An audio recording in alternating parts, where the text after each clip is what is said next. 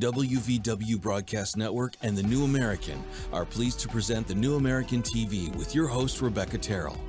This broadcast is committed to helping you understand the truth behind the news. And now, here's your host, Rebecca Terrell.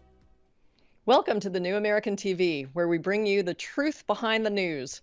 Today is Tuesday, February 14th, and we'd like to wish you all a happy St. Valentine's Day. Here are some of the headlines we're following. There are new items on the NATO agenda. Secretary General Jens Stoltenberg held a press conference yesterday. He described a surveillance arms race between China, Russia, and the West. Where China, but also Russia, are increasing their intelligence and surveillance activities against NATO allies. That highlights the importance of our vigilance, our increased presence, and also that we ramp up and step up how we share intelligence and how we monitor and protect our airspace. Sharing more data, collecting more data also from commercial satellites, and then sharing that with the NATO command structure. Stoltenberg expressed alarm about an ammo shortage in Ukraine. Munitions are being used at an unsustainable rate. In an Orwellian twist, he claimed that the faster the ammunition can be produced, the more lives can be saved. Key capabilities like ammunition, fuel, and spare parts must reach Ukraine before Russia can seize the initiative on the battlefield. It's urgent to provide Ukraine with more weapons. The faster we can deliver weapons, ammunition, spare parts, fuel to the Ukrainian front, the more lives we save. Breaking today, Germany has made a deal to produce ammunition for the conflict. Interestingly, this means once again the world will see German bullets killing Russians en masse. Last night, a 43-year-old African-American man opened fire at Michigan State University, killing 3. I could hear gunshots like directly behind my head, and I could see the smoke, like gunpowder or something from the weapon firing, and then I could smell. And immediately I dropped to the floor with all my classmates, and someone was yelling that there was a shooter and everybody needed to get down on the ground. And at that moment, I thought that I was going to die. There is a pandemic in America. This is a partly mentally ill country. A report that came out yesterday from the CDC makes the severity of the crisis clear.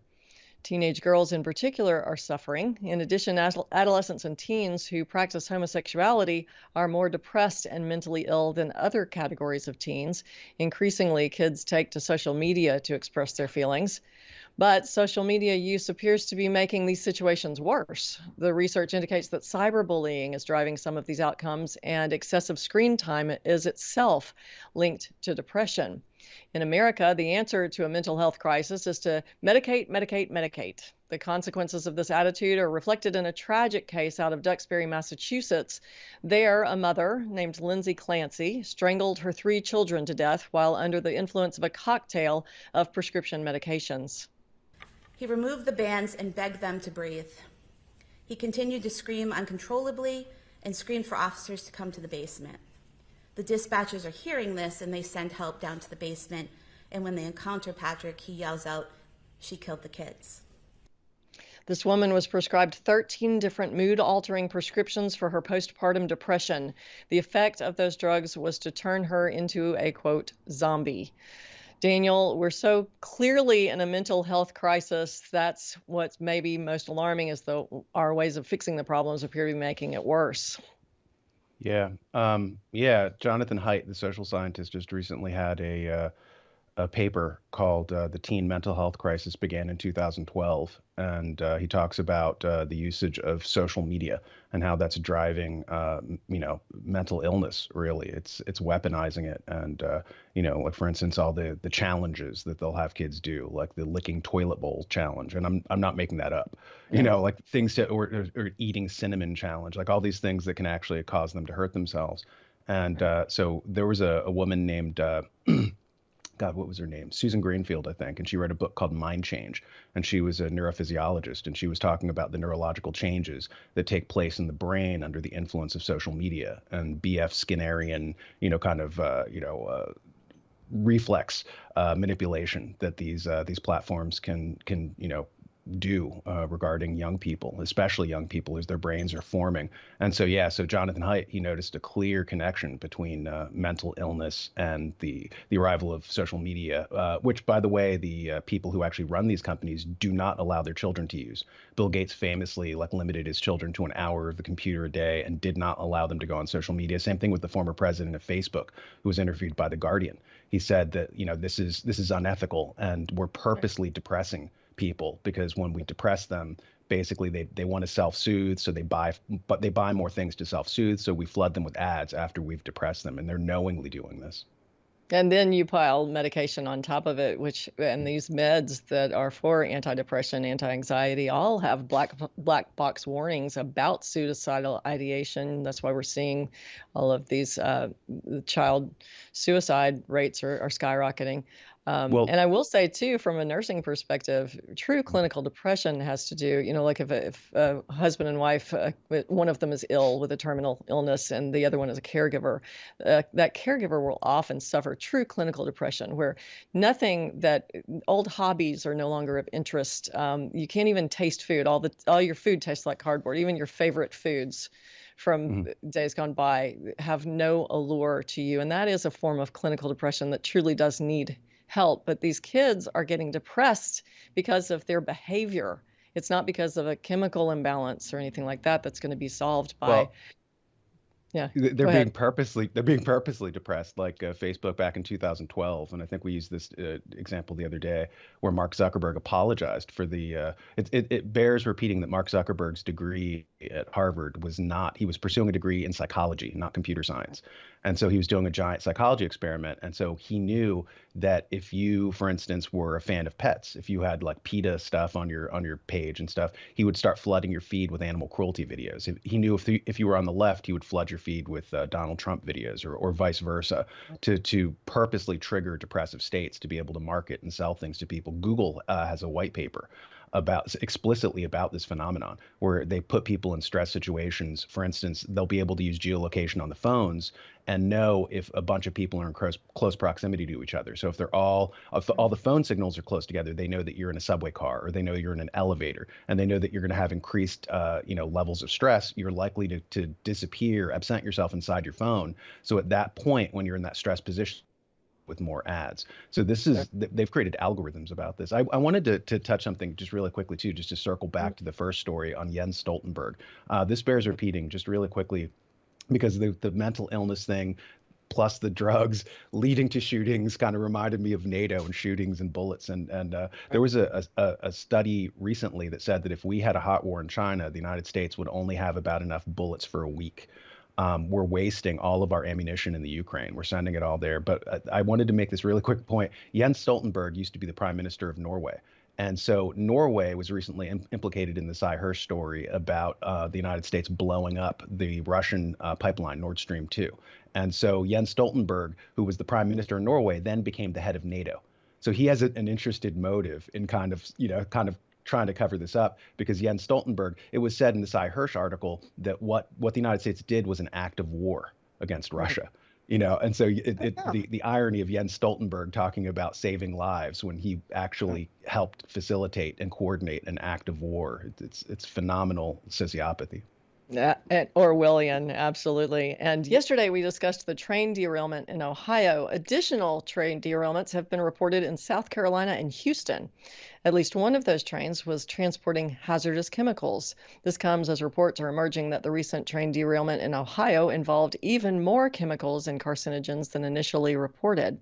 Transportation Secretary Pete Buttigieg appeared yesterday. Our infrastructure is deteriorating before our eyes, but according to Buttigieg, one of our major problems in the country is what the guys in hard hats look like. To work with your contractors, to work with your community colleges on building a workforce that reflects the community. We have heard way too many stories from generations past of infrastructure where you got a neighborhood, often a neighborhood of color, that finally sees the project come to them, but everyone in the hard hats on that project looking like, doing the good paying jobs, don't look like they came from anywhere near the neighborhood. Right. You can build community wealth that will help close wealth gaps in this country if we can tear down those barriers. But that happens at the delivery level. This comes as Representative Jim Banks is contacting Pete Buttigieg over the reported covering of an artwork depicting Jesus Christ. The painting, titled Christ on the Water, memorializes sailors lost at sea and is displayed at the U.S. Marine Academy. It's the Merchant Marine Academy. It has been concealed to create a, quote, welcoming environment. Jim Banks is asking Buttigieg to act immediately to correct this. As far as we know, Mayor Pete hasn't addressed his concerns. Tim Scott is in the news. The Republican is planning to announce a run for president. His top issue is police reform, despite the fact that Scott knows that the modern defund the police era has failed. The whole defund the police conversation that's been going on. And what we've seen is that, unfortunately, a lot of the cities have literally tried defunding the police to see if it works. The answer is, it doesn't work very well. It's one of the reasons why we've seen since 2019 a 44% increase in homicides nationwide. 85% of that 44% increase have been African Americans and Hispanics. At the same time we've seen that increase, 70% more shootings of police officers.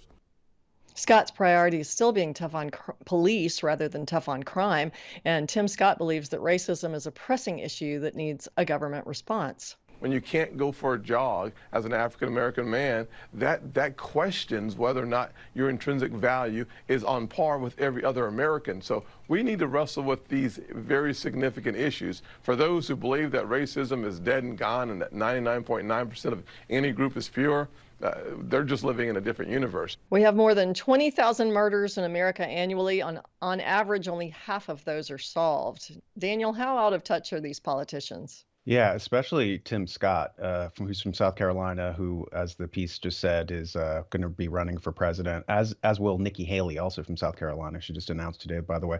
But it bears repeating that Tim Scott is kind of the architect of the opportunity zones, the nominal architect in the Senate, and he worked very closely with a lot of key figures around.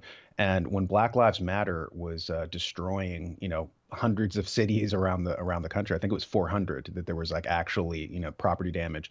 Catherine Austin Fitts, who was the former head of HUD, of Housing and Urban Development, noticed that they were just destroying the buildings in the opportunity zones.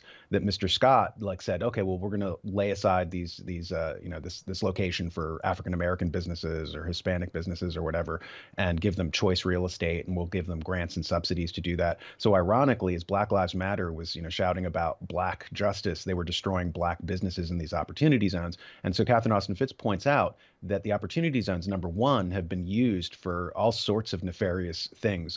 There's a famous phrase that the HUD is the CIA's candy store. They money launder through HUD, through real estate projects. And so there's been a lot of narcotics trafficking through the opportunity zones, a lot of human trafficking, a lot of just nefarious stuff through the opportunity zones. And just the latest of which is destroying the opportunity zones and then, making it rubble. And then rich people come in and buy it up for pennies on the dollar, and then they get HUD grants to kind of revitalize the place. So yeah, Tim Scott has a lot of answering to do regarding his ironic, attack the police kind of methodology. But also, how does that play in with Black Lives Matter and these opportunity zones? I would love to see somebody question Mr. Scott about that. Exactly. Well, and they always pull this race card, even when race has nothing to do with anything at all. It is very much it's just a ploy used by the left to stir up trouble and say, oh, there's trouble here where there isn't any trouble. And all of a sudden there are things that the government has to swoop in and solve, supposedly, not really solve, just expand government power, right? Yeah, it's just it's using it as a human shield so that you're not allowed to talk about, which is why the political left usually likes prized victim groups, whether it's Hillary Clinton, so that they can say, oh, we're in an age of misogyny, or Barack Obama, oh, we're suddenly in an age of racism, or a person in a wheelchair. We're in an age of ableism, so that they can have people who are above being questioned.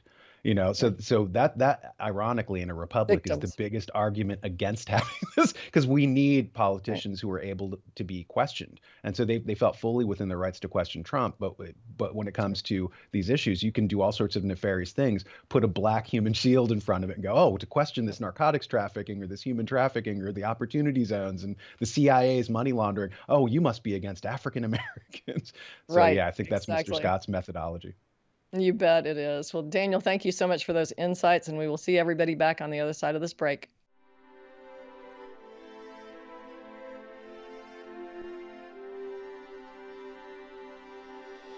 Life, liberty, and the pursuit of happiness.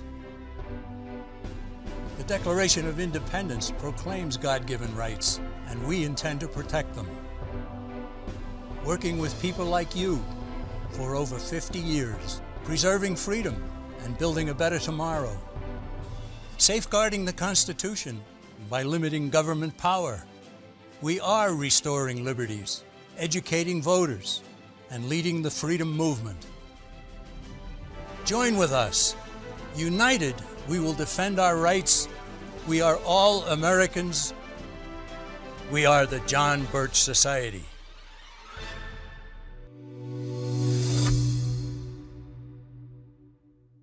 Sophia paused before the door. It read, Department of Bidigital Convergence. Just inside was a new world, a better world, the one of everlasting life, of no pain, of no loss, of no problem. She entered the chamber and her surroundings changed. She saw around her an infinite field of waving golden grain surmounted by cloudless blue sky. The AI voice whispered gently in her mind, Welcome to the singularity. She couldn't see it and couldn't feel it, but her body had almost instantly been covered by a swarm of tiny gray multi-legged bots that melted through her clothes and into her skin. Not perceiving the nightmare, her eyes had already been consumed and the rest of her body was dissolving as the bots digested her flesh. She felt only a warmth suffusing her being. Drowsy, she drifted to sleep, and her last thought was one of panic. Would she ever wake? Could a nightmare vision like this be an outcome of the much-hyped transhumanist technological singularity? Enter the world of the future as illuminated by the experience of the past in Endgame, the new book by Dennis Barrett, the publisher of the New American Magazine, and find out how the disastrous COVID pandemic response fits with the technocratic elite's thirst to create a transhumanist utopia. Get Endgame from shopjbs.org with free shipping with code ENDSHIP, ENDSHIP. Or get Endgame and the Great Reset Collector's issue of the New American Magazine and get free shipping plus an additional 20% off both with code N20, END20.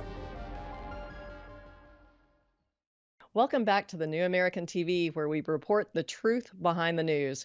Brad Sheeta now serves as the executive director of Montana's Utility Regulatory Commission, but last year, when he was still serving in the Montana House, our own Alex Newman of the New American interviewed him about an Article 5 constitutional convention. We're going to pick up that interview in the middle of it and bring it to you because it's a wonderful educational tool to use to describe why a constitutional convention would be so very bad for our country. So let's take a look. You're, I think, what is the true definition of a statesman. You did something, you saw that everything wasn't correct, and then you had the courage to actually walk it back, which, a lot of politicians will double down or triple down, but you did not do that. You introduced the Convention of States bill in the Montana legislature, and after realizing that there were some concerns, you actually walked it back. Tell us about that whole ordeal. Well, the term ordeal, I think, adequately describes it. That was in 2017, my sophomore session. And some folks had approached me, and I had not done my homework. And they asked me to carry the Convention of States bill. And it was one of those bills that you carry, but they come back to bite you because you have not done your homework, have not done enough exploratory assessment or evaluation, even though you're old enough to know better. And I certainly was. I was, I think, 62 at the time, and I figured I knew enough about it to be behind it. And as I took a look at it, I had not done enough homework. So I introduced the bill. It went through its first reading. We went down to committee. And I walked into the committee after having spent probably a week talking to people and doing my assessment evaluation, which should have been done much earlier, obviously. And I stepped to the podium and told folks I could not, in good conscience, carry the bill and support it. So I was in a room of people who were supportive of the COS and immediately became hostile to me, not openly aggressive and hostile, but hostile because they had been abandoned. And I think I deserved whatever disdain came from them because I should have told them up front that I was not going to carry the bill. And I waited intentionally in that room while the proponents, opponents, and informational witnesses spoke, so that if anyone wanted to come up to me and tell me what they thought of me or of my abandoning them, that I would be there. And it was, I don't know that it was courageous, but it just felt like the right thing to do. So I simply stepped back from that bill, and it wound up dying in committee. And I was happy that it did, because for a number of reasons that you've explained in videos, and others with whom I've been speaking or from whom I've been reading have been telling me an awful lot of things about the COS that are just suspect. So Yeah. Well, thank you, Brad. And actually, I think in the second segment after the break, we'd like to air some of your remarks in the legislature when that happened. We've got a little 3-minute clip that's just fantastic. But what are some of your concerns with the Convention of States idea? I mean, we're being told that this is a way to rein in the federal government, and I think there's very few people in Montana or even in most of the what they call flyover country that would disagree on the need to rein in the federal government. But what made you think that maybe this wasn't the best way to do that? well, as I said, after conducting my research, and I think what we're going to do is change our family crest, perhaps, because it's currently ready, fire, aim, and we're trying to do things now that's reverse the order of the last two. What I found out were, number one, why are they paying certain people to support the Convention of States? I mean, you see people like Mark Levin who are receiving monies for providing their support. And I have great respect for Mark Levin. I mean, he obviously has ascended to a level where most people only dream of being recognized publicly. And there are others who have supported it. But what I found out was that, and I think you alluded to this at some point in time. I think I saw a video that you had done. And I've told people this for several years now. How do we expect a national I'm going to call them leader team, but elected members of the House and Senate to follow a new amendment to the Constitution if they're not currently following what the Constitution asks of them to do? So I really see that there's a difficulty getting people to change their minds, especially when they see no pain or no penalty for continuing to conduct themselves the way they have been. And then some of the proponents of the COS early on, as my research indicated, was that there were a lot of liberals who were trying to use that approach to get folks to sign on to it, and they found that wasn't working. So what do? You change strategy, you change course, and you find a new target audience, and that new target audience has become conservatives, because it sounds like such a great measure. I mean, we want to rein in federal government. We want to curtail their spending. We don't want them acting outside their constitutional responsibilities. But the bottom line is they continue to do that. So while we're all in favor of doing that, and I don't know anybody, no matter where they stand on the COS, nobody wants to see the federal government continue its trajectory. But what we're seeing now is that people are saying it's almost like when somebody's drowning. One of the things they tell you is don't try to fight to pull them up. If they're trying to pull you down, push them down, because that way they'll say, I've got to fight to get back up. So we have to kind of request or advise people to do the same research that you've been doing and that I've started to do, that buddies of mine like Teresa Manzella have been doing for a long time, saying, wait a minute, this is not a good measure. So, and then the coup de grace of all of this is, why would George Soros be behind this and be financing or funding this? Because everything he does is to the detriment of America. So as far as I'm concerned, anything he has his hands in is something that I want to maintain a great distance from. Yeah. Yeah, and I think a lot of people share those concerns about George Soros. And for those out there who aren't aware, who maybe haven't seen some of this research, George Soros has been very active in funding a number of groups that are supporting this use of the Article 5 Constitutional Convention as a way of changing the Constitution. These are radical left-wing groups, people like the guys at Wolfpack, the Young Turks. Interesting name they chose there. And also, you mentioned Senator Manzella. A wonderful lady. We've had her on the program here many times, and she actually has she sent a certified letter to Mark Meckler of the Convention of States saying, hey, why don't you come up here? We'll set up a debate in the legislature, and you can discuss with Robert Brown the different angles of this whole debate. And as far as I know, he has not yet responded. He has an open invitation on any of my programs as well. We've invited him repeatedly, but he has not come on. We did just have Congressman Andy Biggs come on the New American with my colleague Christian Gomez, and he explained something that I think is critical that people are not understanding, and that that is that Congress is the one that's going to call the convention, and that means, of course, Congress is going to decide how delegates are selected and all the rest of it. What do you think, Brad? Can we trust the current Congress, or even a Congress, say hypothetically, the 22 election goes to Republicans? Can we trust them with putting together this kind of convention?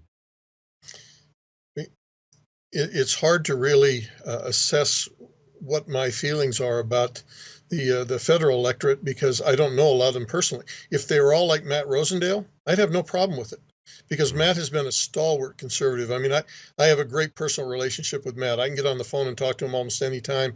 And when Matt says I'm going to do something, he does it. And he's proven that throughout his career, both in state politics and now at the national level. But I look at people who are fair weather conservatives. When it's popular to jump on the bandwagon, they do that.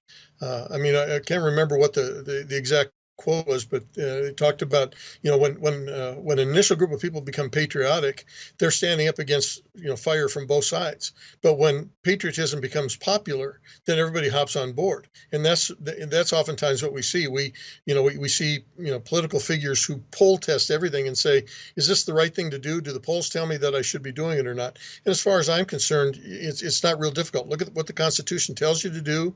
Look at what your conscience tells you to do. Ask your constituents what they think you ought to do, and then do those kind of things. And don't be a person who measures their response based upon what they think is politically expedient for themselves or what they think might gain them the most traction. I've tried to the best of my ability while I've been in the legislature to make decisions that are going to benefit people in the state of Montana. So if you've got federal electorate that are going to be calling a convention, obviously I know in the Senate there's 50 of them that I have very little likelihood I trust. And there's probably another 30 on the other side in the Republican caucus that I have some questions about. Maybe 20, but there's still a significant number. So the majority of the people there, I don't know that I have that great a trust in what they would wind up doing. Yeah, absolutely. And I think you hit the nail on the head there with, you just described perfectly, I think, the difference between a politician and a statesman. A statesman stands on principle. A statesman stands on the Constitution, not, 51% of the people think this today, so I guess I'll do that. So God bless you, Brad. We're going to go to a break in just a moment. When we get back, I want to talk about some of the solutions that are out there for the states to be able to work on reining in the federal government. And also, we'll air that clip of you speaking on the floor of the legislature there in Montana. All right, we're ready to open the hearing on House Joint Resolution 8, brought to us by Representative Cheetah. Good morning, Mr. Chair, members of the committee. For the record, Brad Cheetah, TSCHIDA, representing House District 97, which is West Missoula and the community of Lolo. My plan this morning was to bring a solid defense of HJ 8 to you all. But after some reflection the last week or so and some new information that came to my attention, I realized that I had brought a number 2 Phillips screwdriver to a job where I needed a jackhammer. And I guess we can always do one of two things in these situations.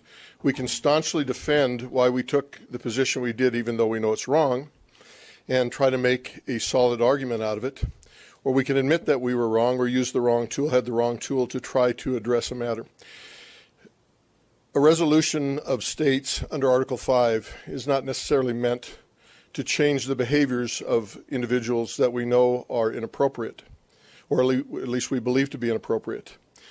It's actually meant, Article 5 is meant to correct deficiencies and errors in the Constitution. So if we attempt to correct a problem with the wrong tool, we wind up probably creating additional problems. So I have a practice in my family, and I try not to employ it all that often, called ready, fire, aim.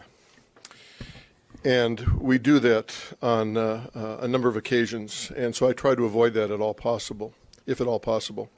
This was not one of those cases. I walked right into the middle of something that I should have done a much better job of researching beforehand, but thinking that it would be an opportunity to keep alive something that would serve a tremendous purpose, I agreed to bring HJ8 to this body, and I should not have done so. So what I am going to do is ask this group to vote against that particular resolution because I think that there are more effective ways to curb a problem in Washington, D.C. than using this measure. One of the arguments that was used in opposition to any kind of measure to change the political scene in Washington, D.C. is that if you have a group of individuals who aren't following the current law anyway, what good does it do us to add one more law that they're going to ignore?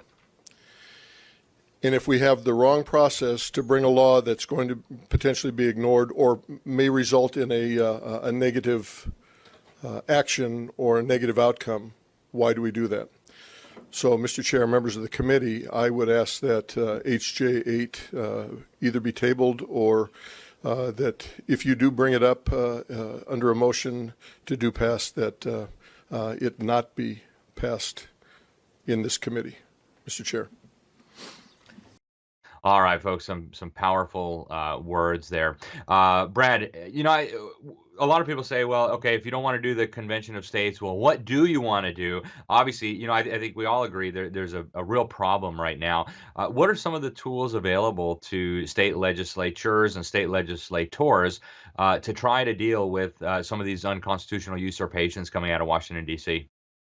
Well, obviously, we have nullification is one of the first things that we can use at the state level.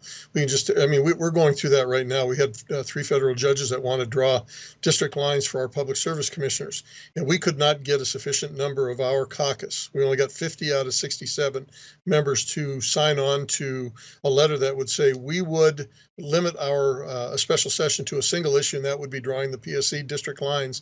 And we couldn't get, there were 17 folks who are, call them transpartisan, migratory Republican, whatever you want to call them. They wouldn't agree to participate. So we couldn't get enough momentum behind us to have a special session called. So unfortunately, we're going to leave it in the hands. We abdicated authority to federal judges. So we need to, as legislators, realize that we are probably the weakest body in the state, in the 3 branches of state government, and we need to exert power. We need to get on an exercise program that lifts us up and provides strengthening of who we are as a member of that 3-legged stool of state government.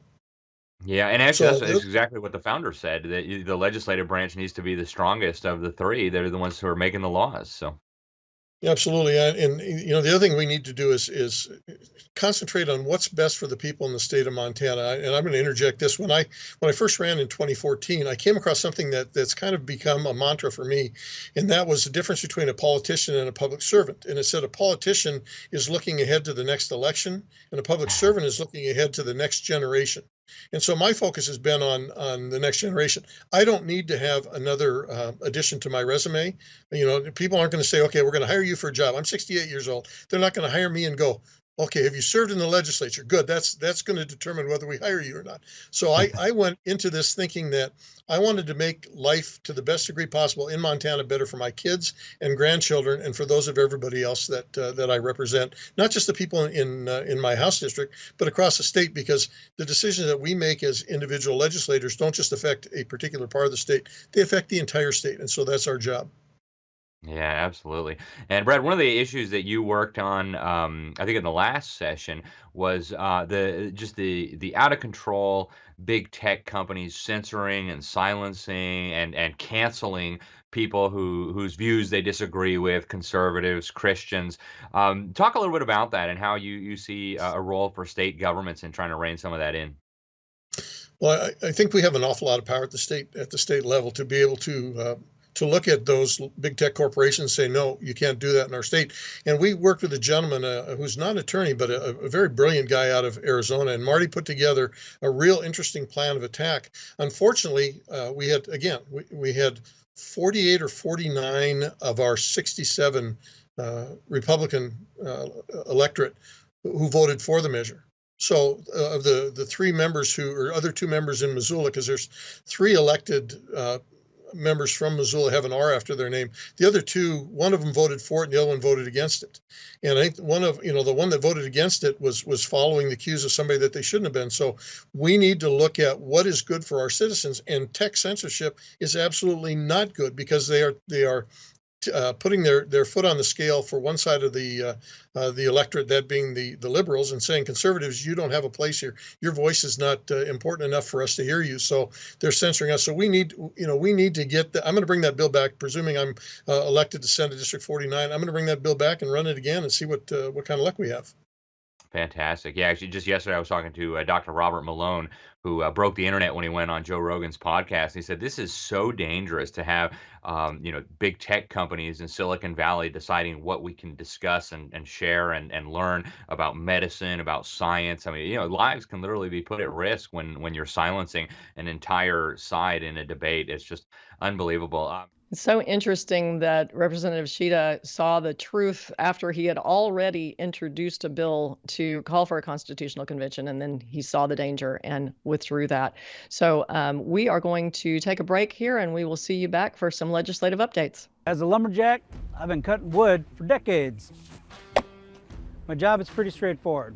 I see the wood, I chop the wood. My axe goes through every time. You remember when everyone bought all the toilet paper? And they wanted me to wear these things? And someone invested a lot of money into this stuff. They say I'm part of a global plan. I don't think so. It's too hot, it's too cold. You know what? The weather changes. We even hear crazy ideas on how kids should learn. Here's the news, Dad. Is it, son? Is it? What about this one, Dad? Nope. It's hard to tell what's real and what's fake these days. There's just too much baloney out there. At the New American, they cut through the baloney and give me the truth. Visit thenewamerican.com and subscribe to get 50% off the cover price. And if you want an even better deal, use the promo code 10OFF-SUB.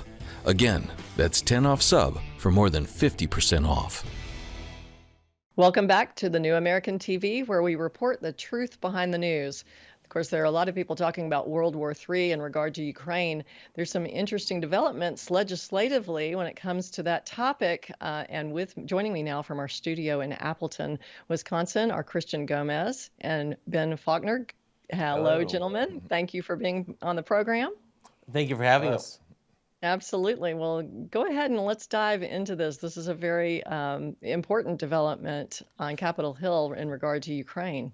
Yeah, so on February 9th, Congressman Matt Gaetz of Florida introduced HRES 113, and it's a resolution that the first line says, expressing the sense of the House of Representatives that the United States must end its military and financial aid to Ukraine and urge all combatants to reach a peace agreement, right there in the first line under the word resolution.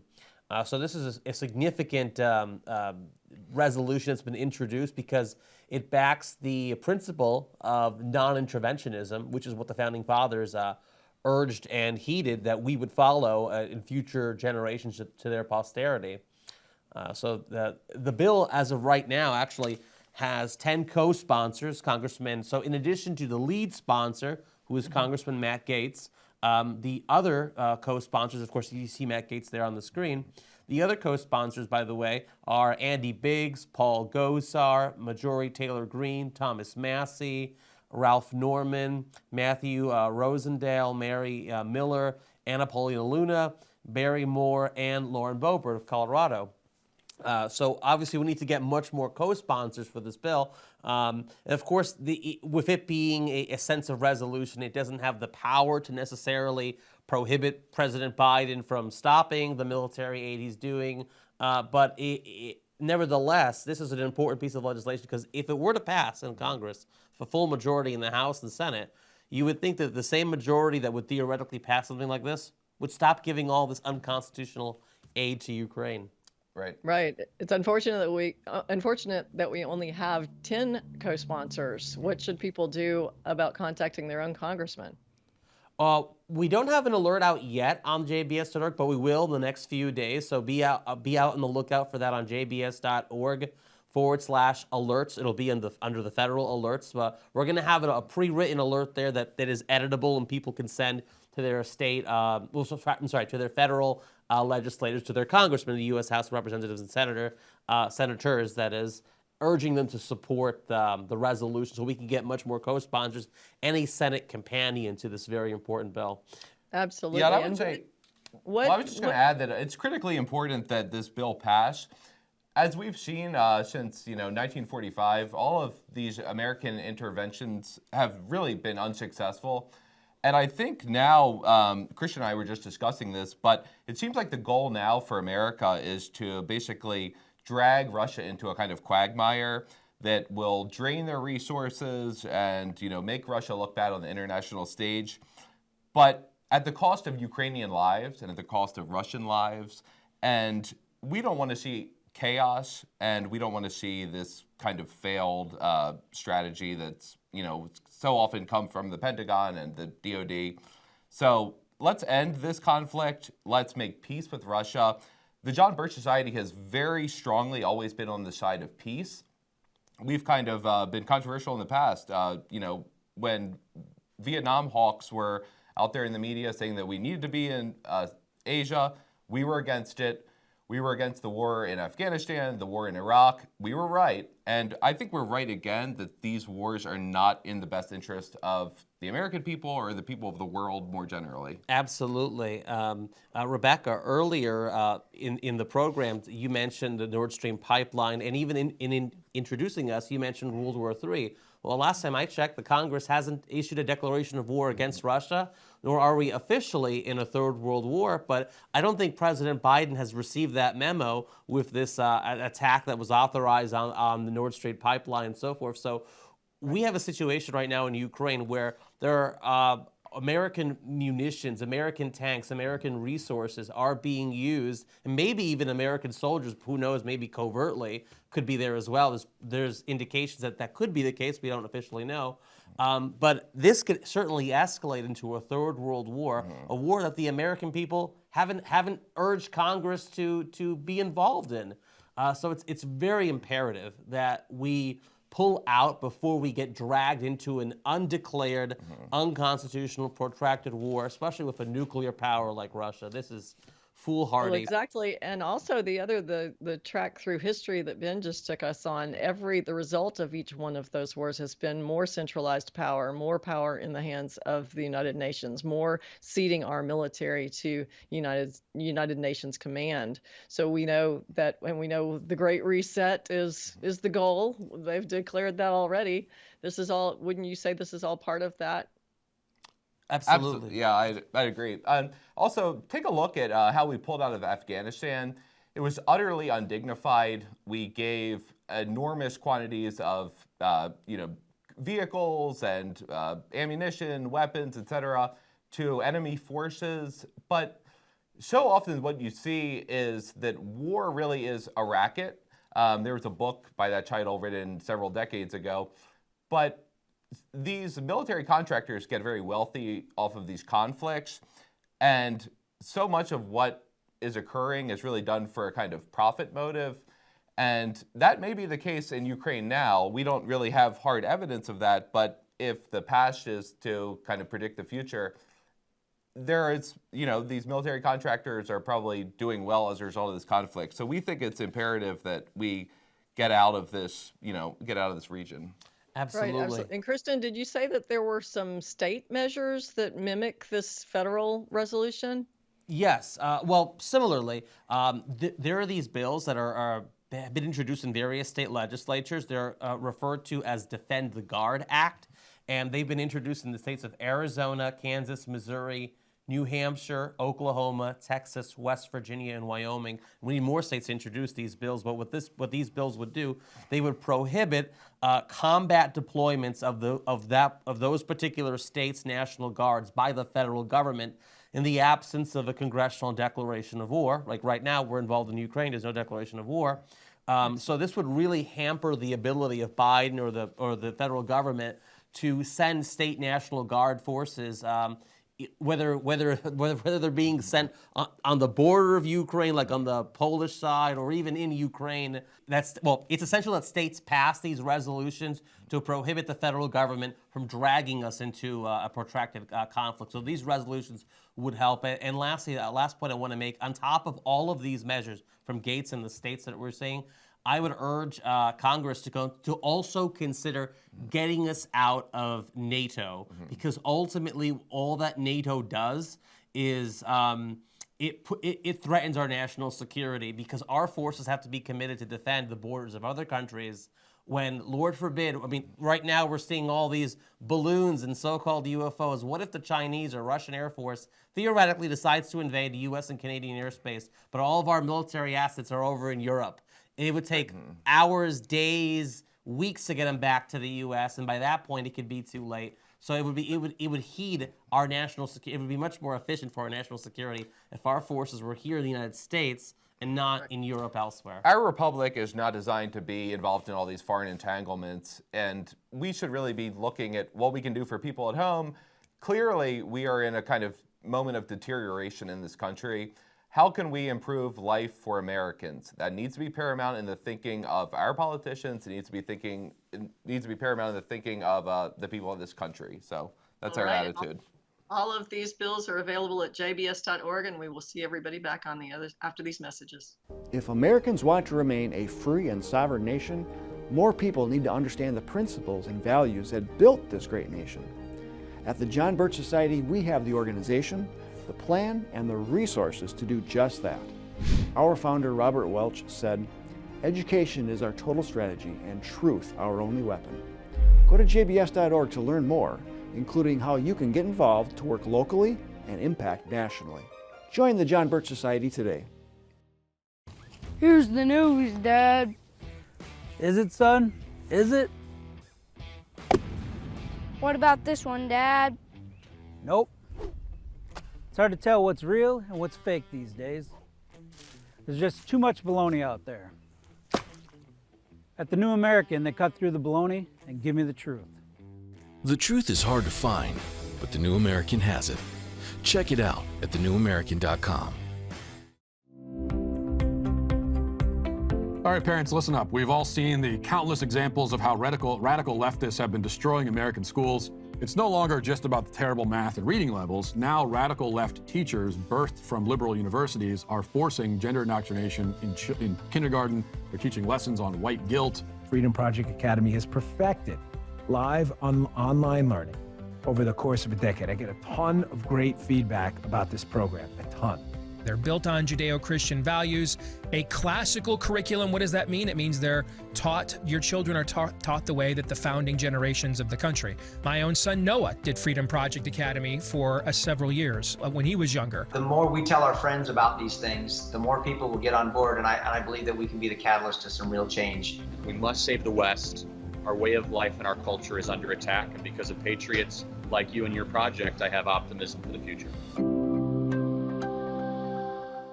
Recently, I sat down with the National Events Coordinator of the John Birch Society, Miss Lisa Von Geldern. She had some keen insights about all of the calls for a constitutional convention across the country. Let's have a listen. Thanks for taking the time to be with us today. Thank you, Rebecca. This is great to have you. Great issue to be talking about because it drives home the point that the Constitution is the solution to all our federal and ills across this country. If we could only follow the Constitution. Right, absolutely. It shackles the federal government. It's not supposed to shackle us as free individuals. It's a list of thou shalt nots, or at least the Bill of Rights is, a list of thou shalt nots for the government, not for people. And the Constitution unfortunately, itself, people have no idea. They keep thinking that we need to change the Constitution because the government, they want change from the government. And the problem is the government is completely ignoring the limits that were placed upon them by our founders. They have so exceeded their authority, and people are frustrated and unhappy. So what they want to do is they want to change the rules, not realizing that the federal government is not playing by the rules. Yeah, absolutely. Now this group Convention of States is using some pretty sneaky tactics you were describing to me before we went on air here. So let's get back into that. Well, JBS is a member-run organization, really. It's a grassroots organization. And the members are the ones who we help educate and teach to go and fight the battles. And one of the battles is the Convention of States is trying to get all the states to apply for a convention. Well, the 3/4 required, or 2/3. Or, I'm sorry, I'm feeling like an idiot right now. But they're trying to get the required number of signatures on the states to apply to the Congress for a convention in order to change our Constitution.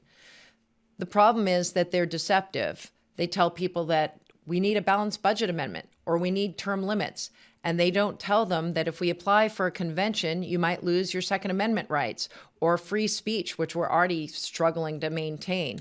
So the Convention of States is an organization that is funded to the tune of millions of dollars annually. And we are a small grassroots organization trying to educate our fellow citizens and our legislators about the dangers of things like a constitutional convention. What I ran to in Arizona is we already have 2 applications for a constitutional convention put forth previously, and we're trying to get a rescission bill through the legislature to rescind all previous calls. The legislator that I had go, he's a new legislator, he took the rescission language and he was whipping support for his bill, and he called me. He was talking to another new legislator, and they told him, oh, I can't support that because I signed a pledge to Convention of States. My legislator called me and said, Lisa, I'm sorry, I can't carry this bill. He was heartbroken because he knows about the dangers of a constitutional convention. And he told me he signed a pledge to support term limits, as did several other of the legislators that I love and adore. They're America First freedom advocates who truly believe in supporting the Constitution. So I'm working with them because I believe that they were not fully informed. It's kind of like the whole COVID crisis. We need to be fully informed before we take a medical intervention. We need informed consent. And COS just comes up and says, oh, don't you want term limits? And they sign this pledge, not realizing that that's going to lead to a loss of the Constitution of our United States. Now, what does the pledge actually say? Have you seen this pledge? I asked for a copy. Hang on, I'm going to see what they sent me. He said it was just a pledge to support the COS for term limits, nothing else in return. Nothing else. So they're using term limits or balanced budget amendment. What have people forgotten that we have? Now, I'm not advocating for amending the Constitution with either of those measures, but have people forgotten that we already have that plan in place to add amendments to the Constitution? Why do we need a convention of states? Well, people are told it's the only way. In fact, when I was first discussing him running this rescission bill, I got questions back from him like, well, don't the state legislators decide who's going to represent us if there is a convention? And I had to educate him about the fact that that's not true. If California has 55 congresspeople and a small state like Montana or Wyoming has 3, guess who's going to win? Congress is going to decide the rules of the game, and then they're going to vote for themselves what they want. And I really can't see our smaller states with fewer legislators defeating what's going on when you pull California and New York and some of the larger, more liberal areas in. So what is the John Birch Society doing to educate not only the electorate, but especially our elected officials? It sounds like they're woefully misinformed on this issue. Well, I will say I did talk to my legislators, but they'd already been elected and succeeded, and we were cheering them on. What happened, and this is what my legislator told me, is the minute he pulled papers for his run is when COS approached them. They didn't wait until after he won the primary. They went after them the minute they pulled papers to run. So anybody who is running is being approached by COS. And I think what's really important for people to know is that they need to approach their legislators, potential legislators, candidates. And we had a good team up in the Phoenix area, sitting candidates down and having them sit through the Constitution is the solution. And we need more of that everywhere. But we need to be talking to them and educating them about the Article 5 dangers the minute they start indicating they want to run. And the place to do that might be in their local, whether it's Libertarian, Republican, or Democrat legislative districts. And in those meetings, they need to educate those people about the dangers of a constitutional convention. He was lied to about the dangers and about the fact that it would be the state that would decide how the convention was run. Right. And it is so important for people to become that go-to for anyone who's running for office or who already has office, especially locally. You have so much of a smoother line of communication with your locally elected and state elected representatives, and become that go-to. Make yourself known as the expert on the Constitution. We have the video series that you referenced, The Constitution is the Solution, is available in its entirety at jbs.org, and we encourage everyone to visit there and view those. We'll be showing portions of that on this program in future episodes too. You and I were talking before we went on air too about a presentation at the JBS Leadership Conference last year in September, I believe it was. There's two videos I want to point out to people. There was a presentation last year at the Leadership Conference by Senator Southworth from Kentucky on how to work with your legislature, and it was fantastic. And I've used it with people in Arizona to help teach them the importance of being ahead of the game. You don't wait till they've dropped the bills and start speaking out. You need to be talking to them months beforehand. The second piece, I group texted a couple of my legislators last night, actually, and because I was concerned about this, and they're all three in support of term limits to one degree or another, but they're not in support of a con. And I sent them a video. Alex Newman did an interview with Brad Tschida, that's Tschida. Brad Tschida in Montana, he actually proposed a bill supporting the con, and then he later realized the danger of it, and he got up when it was time to vote and disavowed his own bill and said he couldn't support it. It's a fabulous video, and you can find it at thenewamerican.com. These things are so important for people to understand and be educated on. I can't urge it strongly enough for anyone, JBS member or regular citizen. Come join us in the fight to preserve the Republic. Amen. I will give you 2 thumbs up on that. We need everyone. We need more pullers at the oars, as founder Robert Welch once said. So, Lisa, we're out of time, but thank you so much. This is extremely important for our very way of life, for our survival as a country, and I appreciate your time today. Thank you, Rebecca. And we are out of time for this edition of The New American TV. We'll look forward to seeing you again tomorrow.